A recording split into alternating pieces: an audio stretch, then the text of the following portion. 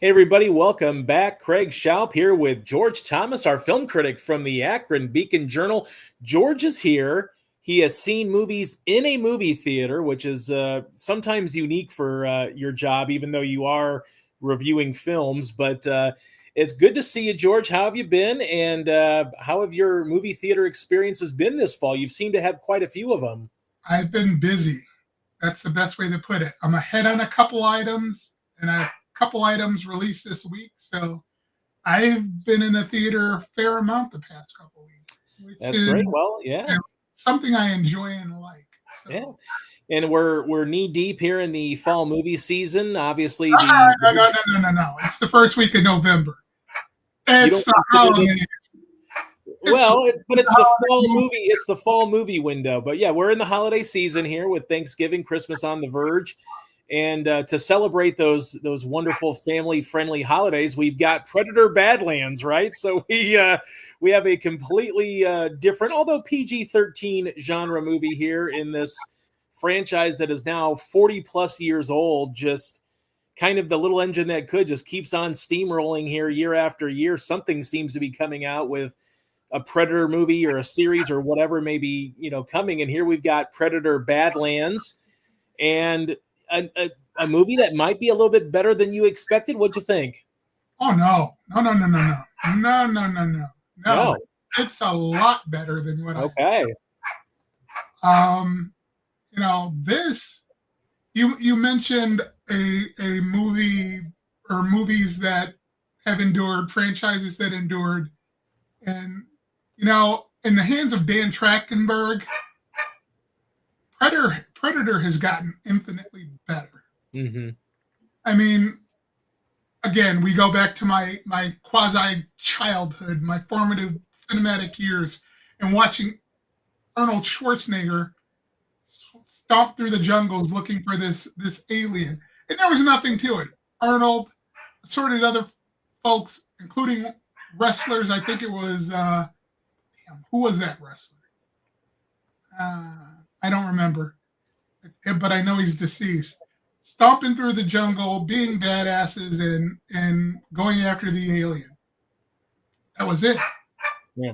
And the subsequent sequels weren't much above that. And there is the abandoned but soon may be revived Aliens versus Predators experiment. Yeah. And they didn't rise to anything. Trachtenberg has come along and elevated the content. Mm-hmm. First with Prey, which was released at the tail end of the pandemic on Hulu. And then with the animated anthology released earlier this year. And now with Predator Badlands, which sets up a trocha, the species that the predator individuals come from. And this what makes it so intelligent now. I mentioned it was kill or be killed kind of thing in all those other films, right? Right. Trachtenberg has taken the time to develop a culture and a language for these individuals. I don't even want to call them creatures. They're imbued with something except more than a killer instinct. And I was sitting there watching Badlands last night and reading the subtitles because they don't speak English in this movie. Mm-hmm. The creature, well, not the individuals don't speak the language. And I couldn't help but compare them to the Klingons in Star Trek. And that's where my mind immediately goes in sci-fi to Star Trek. Right. But it's a culture with honor, even though it's definitely brutal, and they're intelligent, and he's built an entire backstory and culture around them, which you, as a sci-fi fan, you have to appreciate. In this case, there is a trocha named Drek, and this is where the Klingon aspect came in for me. It's a culture built on honor, and to a certain the degree, kill or be killed. The character of Deck is the runt of his father's litter. and they cull their herd. That means Deck is set to be killed. And here's where it gets brutal. His brother is called upon to do the deed. Mm. This happens early in the movie, so I'm not giving anything away. Deck's brother, instead, in front of his father, as he's supposed to be lopping off his head, sets him free. And he manages to take off in his brother's shit as he's watching his father kill his brother. Not a very happy beginning. Yeah. His goal is to go to this one planet called Jenna and capture an uncapturable beast of legend, and bring him back as a trophy. Bring it back as a trophy. He arrives there, and Jenna is called the Death Planet, and there's a reason. Anywhere you walk at any given moment, you can be killed by some form of indigenous life, whether it's a plant or another animal or tree. Yeah. But he's out of his element. He comes across some sort of flying bird's nest, and he meets Thea, played by Elle Fanning, who was basically half an android. And she talks and talks Deck into help freeing her from this nest. It turns out Thea's got half a body, so he has to carry her around, blah, blah, blah. But she informs him that, hey, I know this area, even though I got caught. You can use me as a means to get what you want, which is this creature. They do the trip through the land of Oz, blah, blah, blah, meet up with another creature they named Bud, blah, blah, blah, blah, blah, blah. And they go about their business in trying to find this creature. Right. What we soon come to learn, and this is some of the brilliance. I mentioned the Alien versus Predator. Mm-hmm. Well, guess what corporation that Thea is a part of? And guess what their mission is? To find this same creature. The corporation is the Wayland Yasuki or Yasuki corporation from which movies? The Alien movies. Yeah. It's a neat little intelligent tie-in that makes sense. Yeah. And, there's plenty of action. There's the inevitable bonding, which is so well done. There's the evolution of these characters, which you have to appreciate about this movie. And I really, really enjoyed it more than I thought I would. I took a 70-mile round trip to go see it. Okay. Obligation. By the time I left the theater, I was happy that I had. Right. And I think I'm giving it a B plus. Yeah, I saw that. Yeah. Did you like Prey? I know that Prey got a pretty good response from that. I know that was a Hulu only, and it ended up being more of an Emmy nominated movie than it was, eligible for the Academy or anything like that. But I know a lot of people responded pretty well to Prey. I have to admit, I'm not really, deep into the Predator franchises. I've always thought it's like, it was in that era of 80s macho, cheesy action. Yeah. But then I do know that a lot of people responded very well to Prey. And obviously that was a movie that, kind of gave Trachtenberg a chance to, to make his kind of version of this movie. And then I know it, kind of made like a mild star, maybe out of Amber Mid-Thunder, unknown cast. And it kind of like just worked really well. Here, you get a little bit of an unknown cast, but then you also get Elle Fanning, who a lot of people know.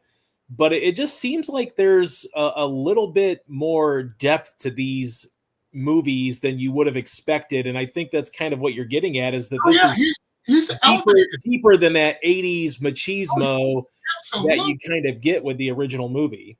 Oh, absolutely. He's elevated it. And you could tell with Prey that he was onto something. I could see why they allowed him to come back for the animated anthology, which, going back to the 80s, reminded me of the the sci-fi fantasy anthology Heavy Metal, and without the sex and nudity, but it reminded me of that because that would have been a well done cinematic experience without the sex and nudity. Right. But the metal magazines, which it was based upon, had that element to it. So hey, that's what the audience was expecting. But it's very well done. Like I said, very intelligent, and you know what? It leaves you wanting for more. And for those who saw the anthology series, I think, and yes, there's a setup for a sequel here. Right. I think that anthology series, that anthology movie, is going to tie into the next sequel. Well, this is kind of interesting because obviously there's been different iterations of the Predator, like you said, Alien versus Predator, just random Predator movies. We haven't really had a theatrical Predator standalone since 18. Shane Black did that, a pretty well-known director as well. But, is this sort of the idea that the studio is giving Trachtenberg an opportunity to see if he can hit a home run at the box office? Because Prey, I don't think it got any theatrical. I think it was straight to Hulu.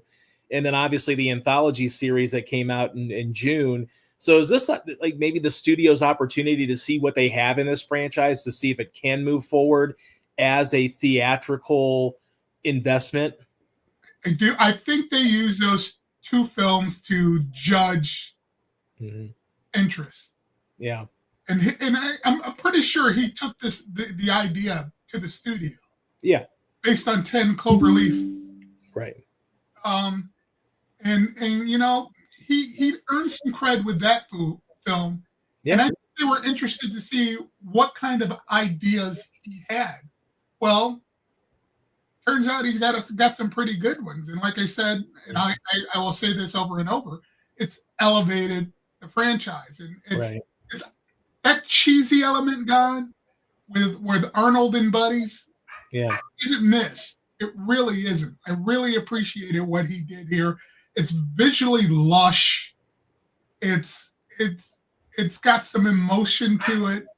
And again, I was thoroughly surprised and I enjoyed it very much. Yeah. Well, and obviously you hate to tie everything to box office these days, but I think sometimes we do. And again, maybe unfairly, but this is a guy that's 44 years old as well. So he's a very young director that's been working though for more than a decade, especially like you said, 10 Cloverfield Lane. So I think this is a guy that really could, rise up the ranks of event filmmaking. And maybe he wants to stick around and do the Predator stuff his whole career. And that's fine if he finds that niche, but we're kind of looking for these elevated directors that can take whether it's a IP like Predator and make it better than what it should be, or we've seen those like Ryan Coogler with Sinners, where they're taking genres and splicing things together and just making some interesting films. And we're kind of starved for that. And it feels like when you're describing this, yes, it's a Predators movie, but it's also, it feels original. It feels unique and different. And even if it's an IP like that, it seems like by stripping it of that 80s macho over the top machismo, it kind of makes it something different and new that we haven't seen before. It's, if we're being honest, if I'm being honest, I don't know that 80s me would have appreciated this film as much as I do now. Right. Because back then, Arnold Schwarzenegger was the rage. Even if, right. Even if Terminator was basically an elongated chase film. Now that had some emotional depth to it, but it was of the vein of macho, blah blah blah blah blah blah. And that just is where action was at that moment until until Die Hard came along. Yeah, and you saw Die Hard flip the script in around the same time that Predator came out. Although I think it was later in the year. Yeah, Die Hard came out in 87 or 88. But Die Hard flipped the script on the action genre back then. Yeah. And Yeah, Die Hard came out a year later. So, oddly enough, I think John McTiernan directed Predator 2 because he had a hit Right. with Die Hard. Yeah. He couldn't translate what he did in Die Hard to that second movie that didn't have Arnold Schwarzenegger and Danny Glover led the cast. But I Right. remember after seeing Die Hard that what I appreciated in action wasn't those macho films anymore. Mm-hmm. It had to have something more. Right. And now we do. So that's great. That's great to hear. And obviously, it's an opportunity for people to go see something at the theater that maybe you don't always see in November. I know we're getting into the holiday movie season where you get a little bit more family-friendly fare, but sometimes people want something different. And I think after maybe the failure of Tron at the box office, maybe people are just looking for something a little grittier and maybe something a little bit elevated. And here they go. We'll see. But I know we have an Oscar contender that's releasing as well coming up here with Nuremberg. So I have to say, James Vanderbilt is a terrific screenwriter. He wrote Zodiac, which is a great, great David Fincher movie and just a great movie in general.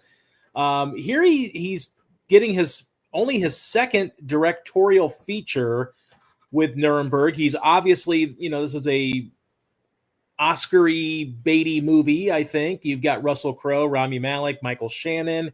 So there's a lot to probably love when it comes to Nuremberg. Did you enjoy this World War II Nazi drama? It's one of those like you said, it's an Oscar baity film. Yeah. No doubt about it. But this time of year expect it, but when you see a runtime of 2.5 hours, you go in. Yeah. I preface what I'm going to say that way. It could have easily lost a half hour. It could have. Yeah. But I still enjoyed it. Its strength lies in those two performances from Mr. Boring in your eyes. Not a Rami Malek fan, but I get why he's I don't get why he has an Oscar, but we'll move on from his Bohemian Rhapsody performance. Okay, and Russell Crowe, and I don't remember if Russell Crowe has one or two. I believe just the one with Gladiator. Because I want to go back to Cinderella Man with him. He did not win for Cinderella Man, but he did win, and he was nominated for A Beautiful Mind. He was actually not nominated for Cinderella Man. It was The Insider, Gladiator, and A Beautiful Mind. So he did not even get nominated for Cinderella Man. And he probably should have. Yeah. There's a great movie that deserves a 4K transfer, but I digress. And the strength of the movie, it would have been better. It would have been Oscar baity, Oscar worthy, had they left out a B-level element which involved Rami Malek's character, Douglas Kelly, an army psychiatrist who's asked to basically crack open the psyches of all these accused German war criminals, including Hermann Goering, played by Russell Crowe. Find out what makes them tick. Now, there was an assumption about all these guys that they had to be criminally insane given every atrocity that the Nazis committed. That's the presumption that army officials have. And, he kind of went in with the same idea, dealing with Goering, who he bonded with more because he recognized his intelligence. And he defined him as a narcissist, a psychopath, but he wasn't necessarily sick. He wasn't mentally ill. He had close to a genius level IQ. And the rest of the film is him parrying back and forth in their sessions with Douglas Kelly and Goering. And Rami Malek and Russell Crowe are subtle, yet emotional. They connect. And it it worked for me on that level. Now, you expect with that some personal interaction. Where it lost me is when, and I don't know if this is true or not, with Kelly going off and doing Gary favors and bonding with Kelly's wife and daughter and all this, delivering letters to them. I don't know if that's true or is that they take dramatic license there. Right. Also, you know, you've got for subject matter one of the most famous precedent-setting trials on a global level Yeah. in history. And it seems to get short shrift. You've got Michael Shannon playing Justice Robert Jackson, who was the lead prosecutor in the Nuremberg trials. And, you know, that is perfect Right. for drama, you think. And there's plenty there. And maybe Vanderbilt didn't want to overdo it because, you know, you're dealing with this subject matter. You inevitably have to show footage from the camps. Yeah. And it's footage that speaks for itself. Right. And I'll be honest with you, it spoke volumes to me because I'm looking at footage I hadn't seen, and I don't know if they got special permission from historical archives to use some of this stuff. And I'm like this in the theater. Yeah. I'm waiting for it to stop. I really am. Right. And there's, especially in these times, therein lies the strength of the film. The relationship, the courtroom drama. Yeah. The personal with his wife and daughter, I didn't appreciate too much. I know that's him trying to humanize Goering. Say, well, if people, he has people who love him, who see this in him, he can't be all right. Right? Well, yeah. Right. But and Yeah. you get into the complexities of human nature. There are plenty of people I've appreciated in my life over the years who I know are absolute scumbags. So I keep them at a distance. Right. But, you know, that aspect of it didn't work for me, and it would have lopped off a good 15 to 20 minutes. Yeah. In my estimation. Okay. What's a final grade for Nuremberg? I still gave it a B because, and see, another aspect is, you know, at one point, Vanderbilt gets heavy-handed and relating it to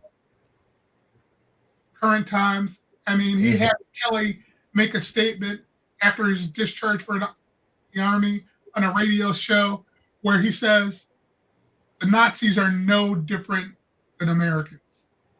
And, you know, you can say what you want about Americans in America, but if we're being honest, we're arrogant individuals. And no one would buy that conceit at that time. Yeah.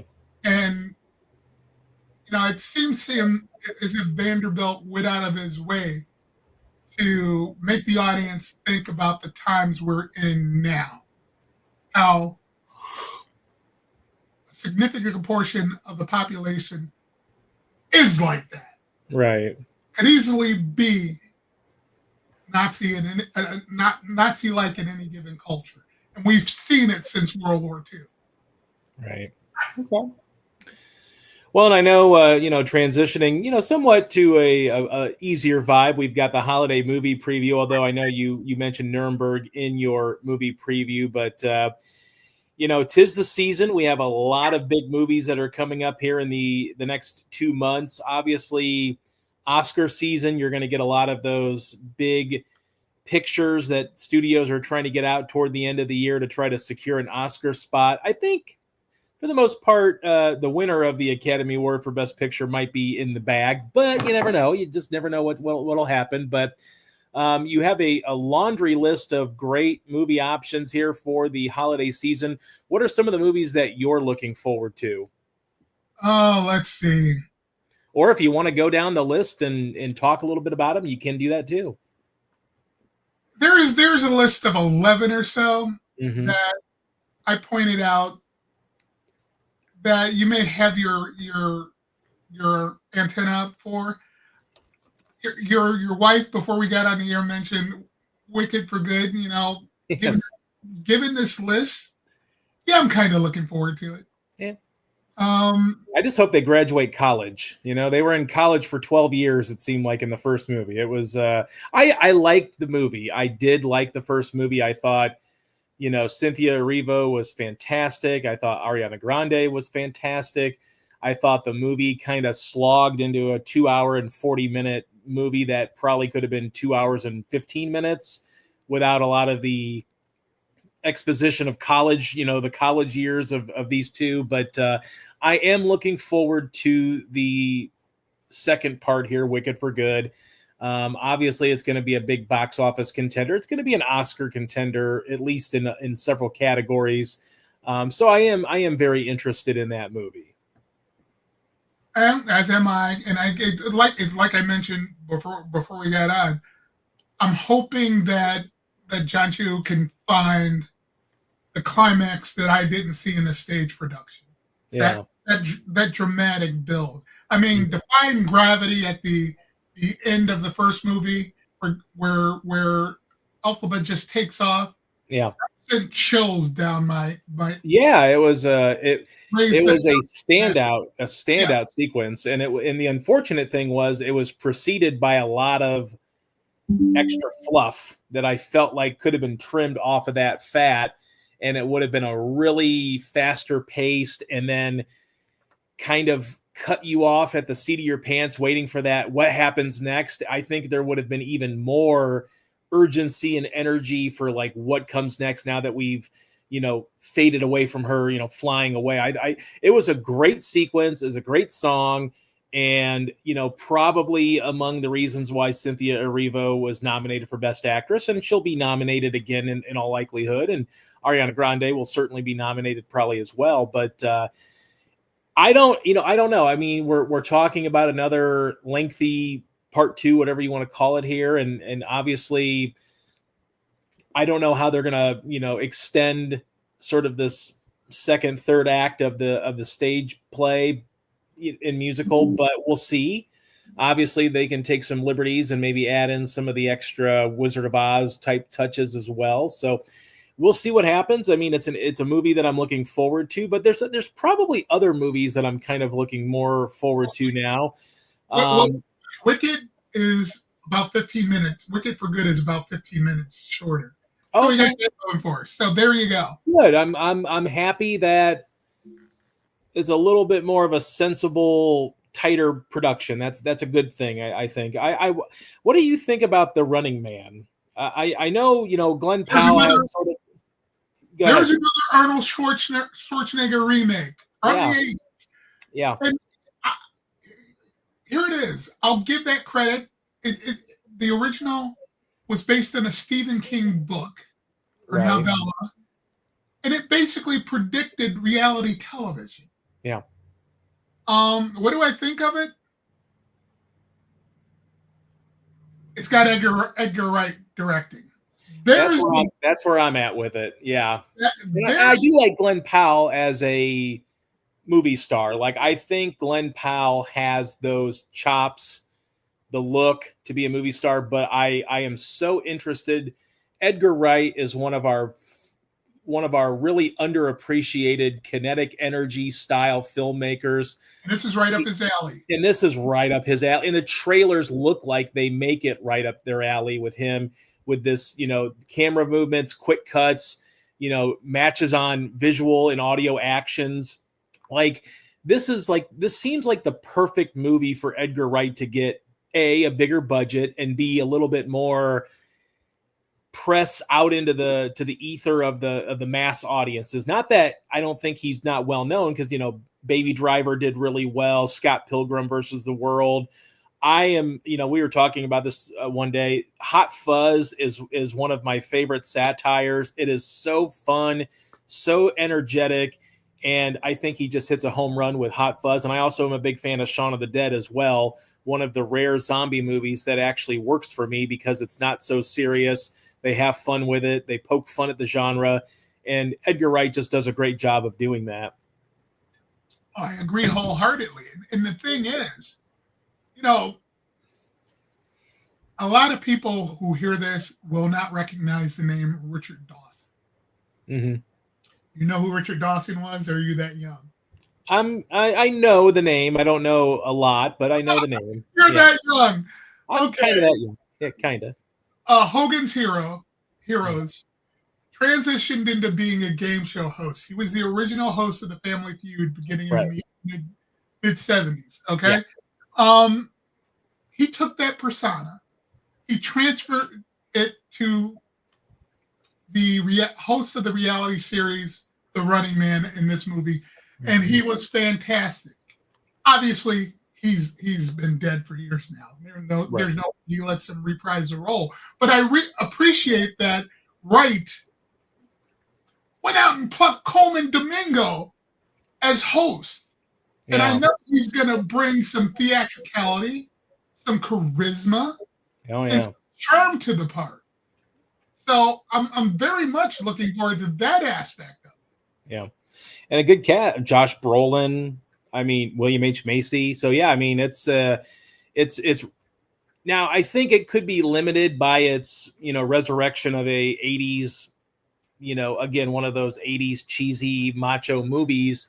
But I do feel like, I do feel like in the right hands, no pun intended, Edgar Wright can make this elevated and have maybe it's more blockbustery than Oscar contender. That's fine though. And he can still make a good movie while making a movie that, sort of appeases the masses. Well, if you usually there's a pattern to the holiday season where it's front loaded with the box office blockbusters.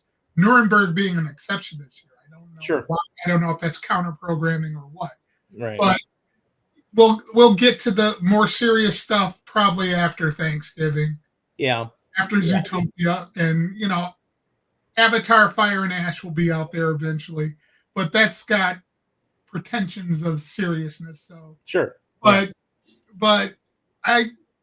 I'm curious about it. And I'm hoping it doesn't snow next week.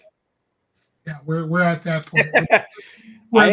I turned the air conditioner on today, George. I have to admit. Now, I will say it wasn't quite air conditioner worthy, but the sun was so warm that there wasn't enough breeze to cool down the apartment. So I actually turned the air conditioner on to cool down the apartment for my dogs. Yeah, well, they're forecasting possible lake effect snow. Remember that term? Okay.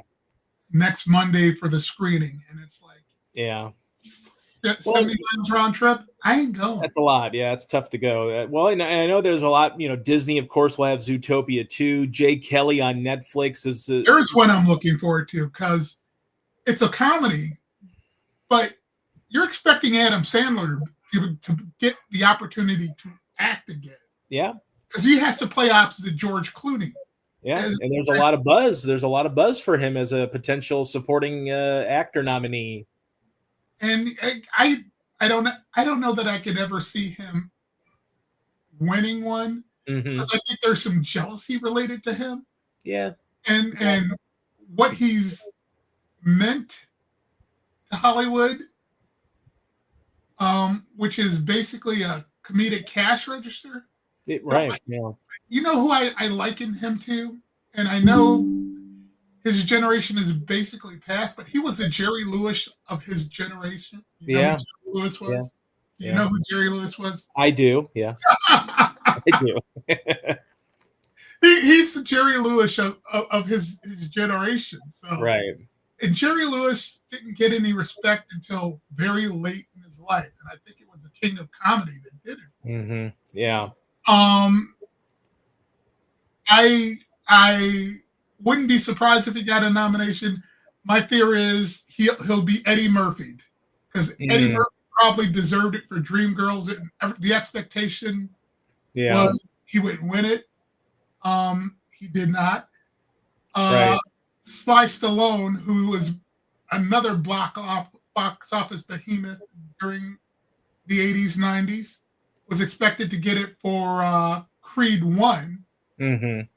Best Supporting, and he didn't. Yeah. So, you know, Hollywood is known for, I don't know if I want to say holding grudges, but having long memories.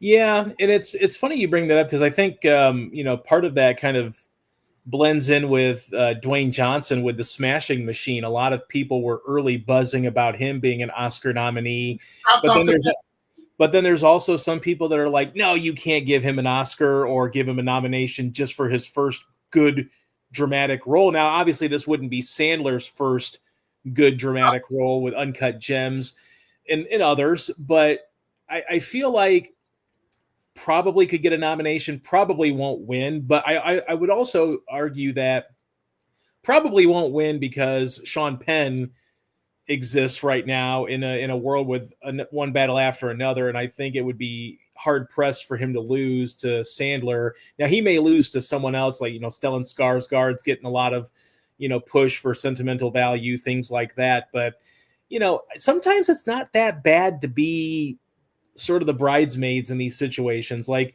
obviously, you don't want to be like Peter O'Toole, who should obviously have an Oscar, before he passed or two. away, but or two. But sometimes for these people that are only going to get like one or two nominations, like sometimes it's not the end of the world. Like sometimes it's just the idea that you have that credibility. So then maybe it gets you another. I mean, Dwayne Johnson's going to be working with Martin Scorsese, so it's this idea that it just kind of puts you back on the map. And obviously Sandler's been on the map, and so is Dwayne Johnson. But sometimes being snubbed or just being a part of the five that someone's gonna win but not you isn't the end of the world. And I know that it's a really big leap for a Sandler to go from never being nominated to just winning. But if the performance is that great, I would hope that his peers would not hold that against him, even if they do have long memories, as you've said. No. This is Hollywood. Yeah, no, I know. You know what? There's one movie that you listed on the holiday schedule here that I think to me it came out of nowhere. Song Sung Blue. Am I hallucinating, or does this movie just appear out of the ether and all of a sudden it's just being released? Like I didn't know anything about this until maybe a few months ago, and then all of a sudden it started getting some potential Oscar buzz for at least maybe the performances. And I'm thinking, where did this movie come from? Like, who is backing this? And all of a sudden it's in a holiday movie preview. Number one, it's a Focus Features film, which Yeah. they're a division of Universal. So Yeah. But you mentioned a few months ago. Hell, I learned about it the week before the I wrote the preview. Like, what? Yeah. Like, Hugh Jackman gets this, and he's doing the singing. Oh yeah. Yeah. Because he's known for it in Broadway musical. Yeah. To I don't know if the characters are Neil Diamond impersonator or what, or the singer in a you or Neil Diamond cover band or what. Yeah. But it's like, I don't know if it's rom-com drama or what, but it's Hugh Jackman, it's Kate Hudson, and it looks as intriguing as all get out. It does. It's so weird. Like, I mean, this movie came out of nowhere. And at first, when I first heard about it, I kind of like wrote it off as like, oh, this is going to be some movie that someone had expectations for. It's going to be terrible, not going to make any money at the box office. And then I'm thinking, man, Focus Feature is behind this. And I just, there's a level of intrigue that I don't think that you could get with, you got Craig Brewer directing. So it just seems like this movie could be a lot. It's a hard life for a pimp. It is. And it just seems like it could be a really weirdly good movie. Maybe I don't know. It's just a weird potential contender. Kate Hudson basically out of quasi-retirement, I think. Yeah. I mean, there's a lot of intrigue, and it's definitely something that, like you said, it just kind of has blipped on everybody's radar lately. And I think a lot of it was because the early buzz was after the movie was like thought of, hey, this is coming out this year. People started saying, hey, this could be a potential Oscar contender in different categories. Now, who knows if that will come to fruition, but it's just a meteoric rise, even though you've got big stars in it. I mean, Jackman and Hudson are big stars. Brewer is a known director. So there's a lot of known commodities about this. It just seems like it came out of nowhere. So there's a lot of intrigue because of that. And I think that's like the perfect marketing almost, where, yeah, you've got the star power, but now you're like, this movie just like, when did they make this movie? Why did they make this? Well, here it is. Let's watch it. It's Neil Diamond. Yeah. Whether or not you want to admit it, he's got an audience. Yeah. Hugh Jackman's got an audience. I mean, absolutely. Yeah. I mean, some would argue that Neil Diamond's music isn't the greatest, and I'm not of that, so nobody jump on me. And there's some Neil Diamond tunes I appreciate. Yeah. Yeah. But he's a music legend. Yeah. There's a reason he's in the Rock and Roll Hall of Fame. There's a reason he's in the Songwriters Hall of Fame. Right. So, I get it, and I'm curious, and I will be happy to go see it. Yeah, absolutely. Assuming it doesn't snow, right? Well, if I don't, what's the release date on that? I want to say it was like around Christmas, if I'm not mistaken. I think so, but maybe you're not. Right.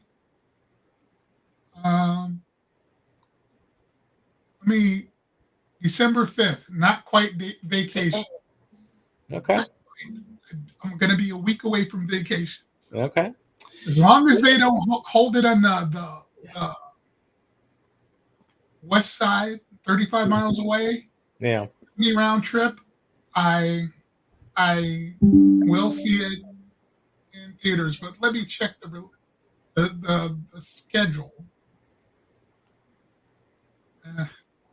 Yeah, they're after that Atmos out west. So okay, if I go, it's gonna be December 9th. Okay. Oh, it's coming the 16th. It seems like it's later here. Okay.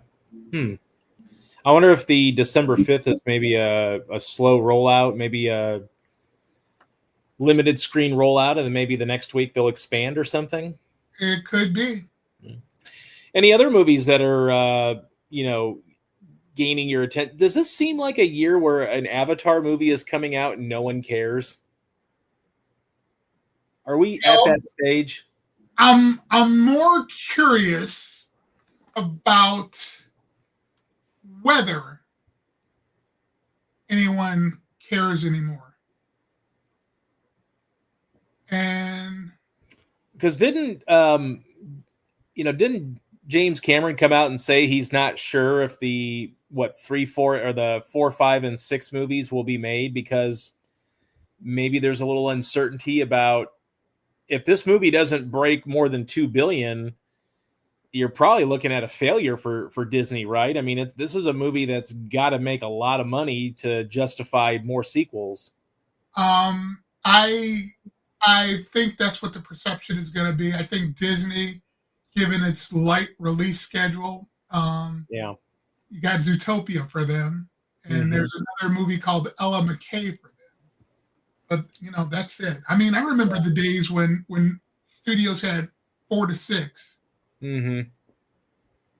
films during the holiday season. I mean, there was a time when there were 6 or 7 films opening on Christmas Day. Right.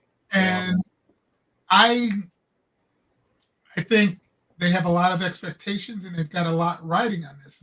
And I believe they are really expecting that they have the bookend Minecraft. What else did $1 billion? Well, Minecraft just missed $1 billion, surprisingly, but I don't know. Has there been $1 billion movie this year? I don't recall.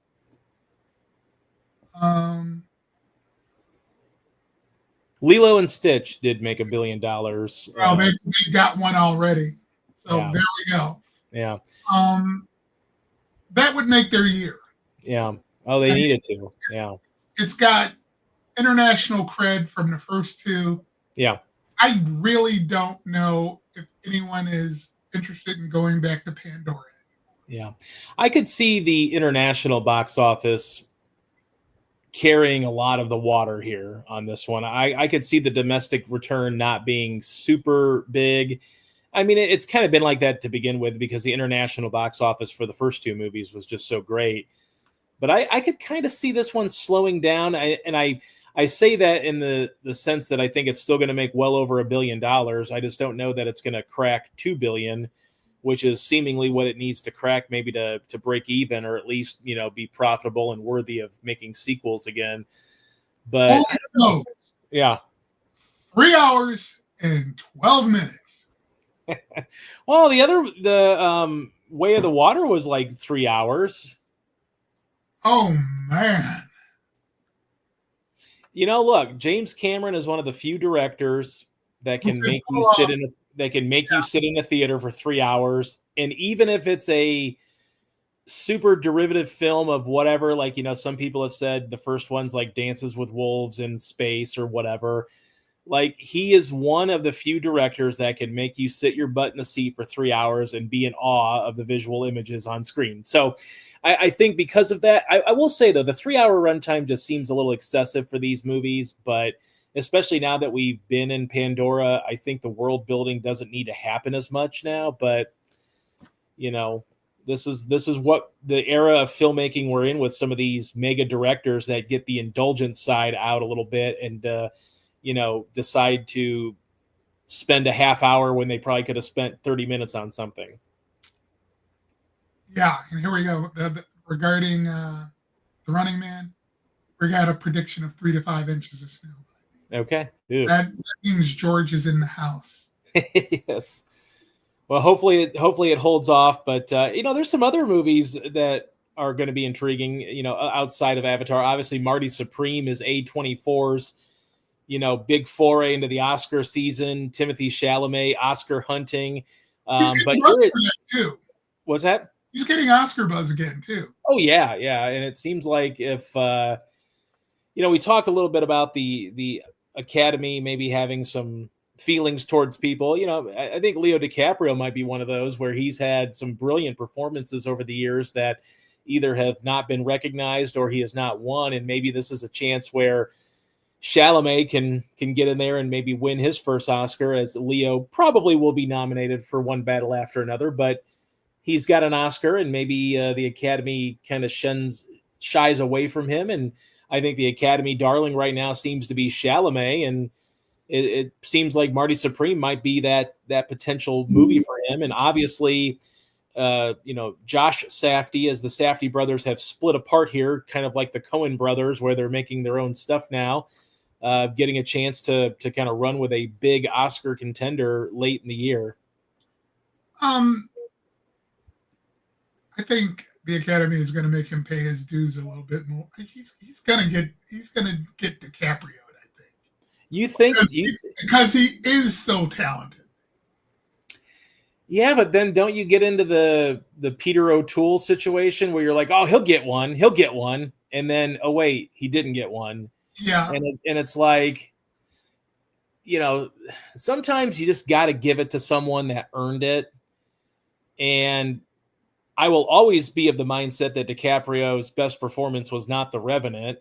The Wolf of Wall Street. Wolf of Wall Street, I thought, was his best performance. I think One Battle After Another is among his best performances as well. That's probably number 2 for me. I also, even though he didn't get nominated, I thought he was seedily brilliant in Django Unchained. Yes. I just think he fell into the rottenness of Christoph Waltz existed in that movie, and that's the problem with that. But yeah, I mean, I think, DiCaprio will get nominated. I don't know if he's going to win. It could be one of those years, though, like we saw a little bit last year with Anora, where things just kind of snowball and you get picture, director, screenplay, actor or actress or whatever. And obviously, my thoughts on, and I know your thoughts on One Battle After Another and its Oscar hopefulness, because it should be a front runner in several categories. But, I don't know. DiCaprio, I just wonder if his peers just don't really like him that much. And I think they love Chalamet. And if Chalamet gives a great performance in a movie that is going to be in contention for Best Picture, Best Director, Screenplay, and other things, I feel like it could be the time for Chalamet to get his Oscar. And then, he could have one of those careers where maybe he wins multiple, or maybe he just has like a Meryl Streep type of career where he just gets nominated like 20 times and wins a couple.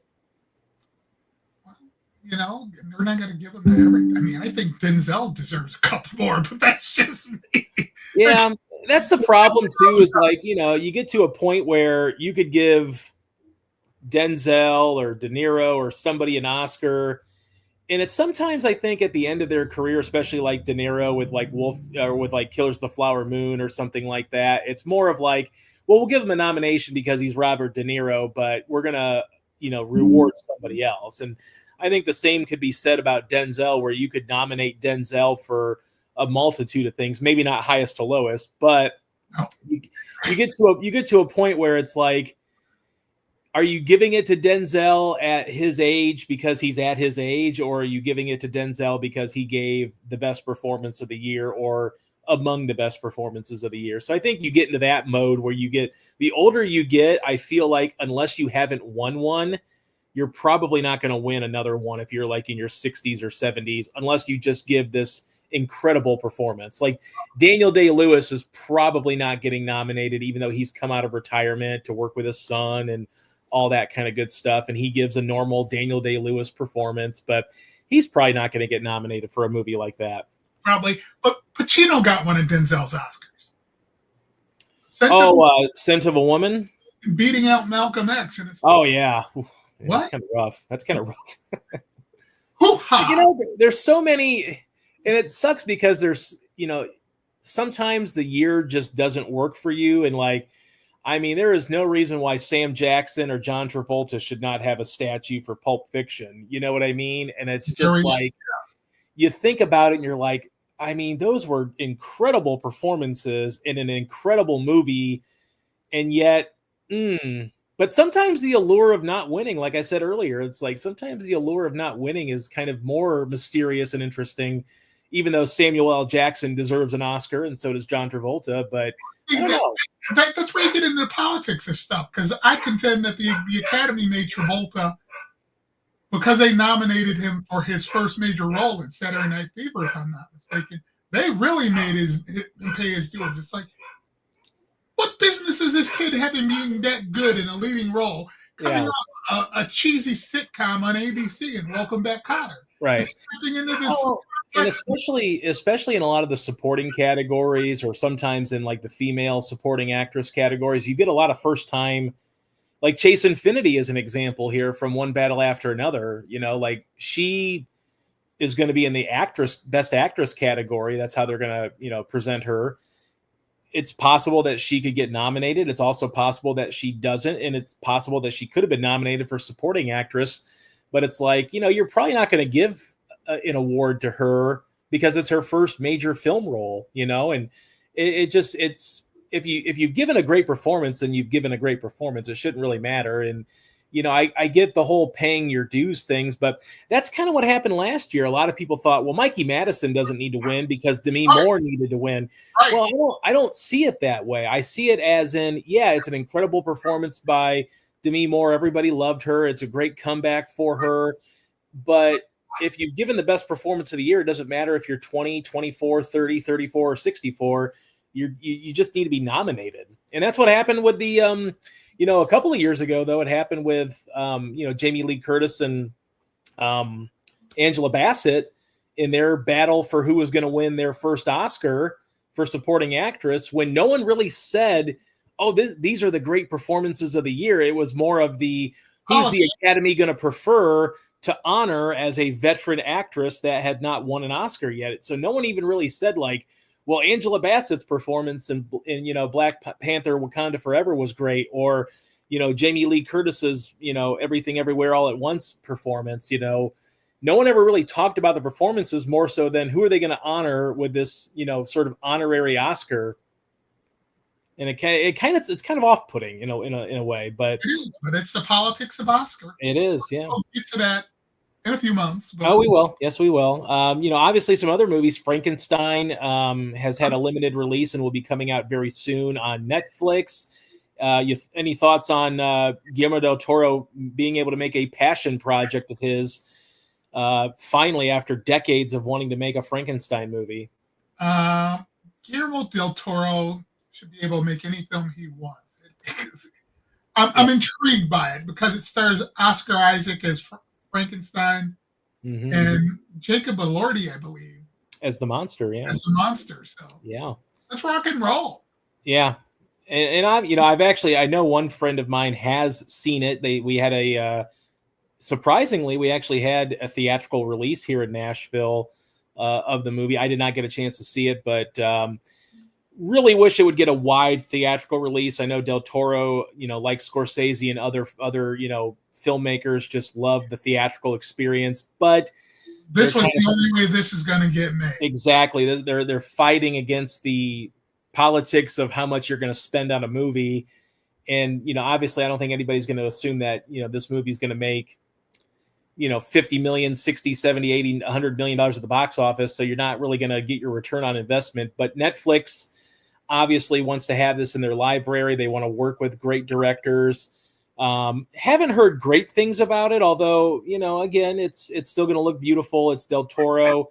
So you always have to give it a shot because of that. But, probably going to fall short maybe of those lofty Oscar goals. But Del Toro doesn't really make movies to make, to win Oscars. Now, I know he won for, The Shape of Water, which I don't think he should have won for. I think he should have won for Pan's Labyrinth. But, he's still one of the great directors working today. So I'm very interested in that. Hamnet is another movie. I know it's going to be a very small kind of, Oscar baity movie, but Chloe Zhao coming back into the fold after, kind of getting all the money in the world to make Eternals and it not really succeeding. But Chloe Zhao is a great director, obviously has some wins with Nomadland. So I don't expect a lot of wins from this movie, but I do expect maybe a return to form from her in terms of telling a smaller scale story. It's probably where she's best suited. I think so. What she was trying to do in the Eternals. Yeah. I mean, she tried to shrink that into a more intimate story. I don't know how you do that with a Marvel film. I really don't. Yeah, very, very tough. And then I think maybe a great way to end the year. How about Anaconda? We go back to the world of Anaconda. What do you think about this? I don't necessarily think the setup sucks because it's about a bunch of buddies with a camcorder trying to remake Anaconda. Yeah. And it's got Paul Rudd and Jack Black. So you know what? And Steve Zahn. Yeah. I feel like tonally this is where that movie needs to exist. Like if they tried to make a straightforward, serious prequel, sequel, remake, I think it would be an idiotic choice. But to make it in this way, I feel like it's going to be. I think it's going to be better than we expect it to be. I think it's going to be something where people respond to it a little bit better than you would have thought coming out of the critic circles or even the audience circles. Now, I don't know if it'll make a lot of money or not. It is a Christmas Day release, but I'm just kind of interested to see how this works out because I feel like it's going to be better than it should be. Now, back in the day, a Christmas Day release meant you had prestige. Yeah. That's not the case anymore. It's become a throwaway day leading into the throwaway month. Yeah. And that's sad. But I'll be on vacation, but you know what? I'll pay money to go see that. Yeah. It just has this like, and it could be terrible. It could be a train wreck, but at the same time, like I feel like that's what it needs to be. It needs to be like Snakes on a Plane wasn't train wrecky enough. It just had a fun Samuel L. Jackson dialogue, one line of dialogue that kind of made the entire movie palatable. But everybody was waiting for that one line of dialogue. Yeah. Well, because they knew it was coming. Everybody knew it was coming because the trailers insinuated it was coming. I just feel like Anaconda could be in that world, but just get deeper into the crap. Like be terrible for the sake of being terrible and just be over the top and have fun with it. And I think, you're on the right path if you go that route, as opposed to a serious documentary gone wrong kind of movie. For anyone who hasn't seen the trailer, check it out, because it implies that's exactly what it is. And I'm here for it.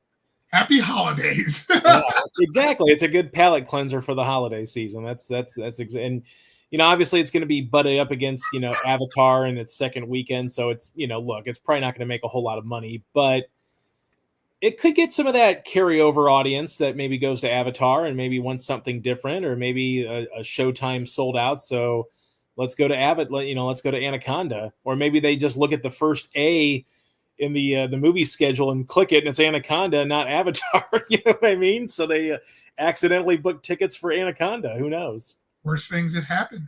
Yeah. All right. Well, George, what do you have coming up next week? I think it's a little bit lighter week, with the exception of The Running Man. But if weather holds off and is permitting, is it The Running Man? Anything else coming up? Now you see me, now you don't, in The Running Man. And you know what? If we go again next Thursday, I probably will have seen the first screening of The Running Man at a theater closer to me. Okay. So that's a distinct possibility. I'll be able to talk about it, and that's my fallback. But okay, all right, well, we could definitely make that work. Okay, 3 to 5 inches and 70 miles round trip. Nah, yeah, no, I get that. Well, as always, you can read George at beaconjournal.com. All of his reviews, anything that he writes there, always great stuff, especially in the entertainment world. We always like reading George on the Beacon Journal. George, as always, thanks for stopping by. We hope you avoid the snow and get a chance to watch some movies next week. Typical Cleveland weather. 3 to 5 inches on Monday, 50s and 60s the rest of the week. I don't miss the lake effect snow in Sandusky. I'm very happy in Middle Tennessee, I have to say. There you go. Yeah. All right, sir. I'll see you next week.